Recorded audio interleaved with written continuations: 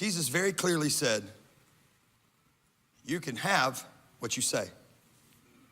You can say to yonder mountain, be thou removed and cast into the sea. Now, I'm not preaching some kind of weird doctrine that says you just name, claim, whatever you want, as long as it's in accordance with his will.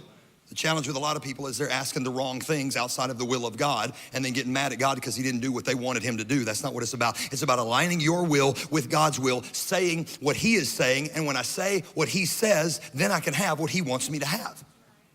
So if you can have what you say, why do you keep saying what you have? Oh, my marriage is broken. My life is torn apart. It's never gonna get better. At some point, you gotta learn how to speak in faith. And speaking in faith is seeing beyond what I see and saying, listen, I know it looks bleak, I know it looks bad, but I serve a God who can put anything back together again. I serve a God who's greater than my circumstance. I serve a God who's greater than my situation, and I'm not gonna rely just on what I see. Listen, look at me. Any business person in here, anybody who's ever done anything successful understands speaking in faith. You call things that are not as though they are, right? You look at a building, you say, we're gonna start a building and we're gonna start a business in that building right there. And people are like, nope, never gonna happen.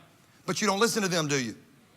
You put together a business plan. You go sit down with investors. Investors have to buy into what? They have to buy into your vision. You can't walk in to investors and be like, y'all probably ain't gonna like this.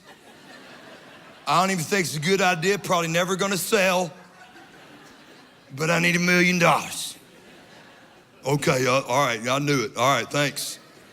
No, when you believe in something, what do? You stick your chest out, you study it, you have everything in front of you, you know it, you've recited it, you've understood it, you can explain it, and you walk in and you say, I know it doesn't look like it's much right now, but if you'll trust what I've been studying, why won't you turn that same thing on in your life and in your marriage? Why don't you use the business acumen that you've learned in your career and in your education and turn it into your family, into your faith, into your future? I'm preaching better than y'all clapping right now. Y'all to clap y'all hands.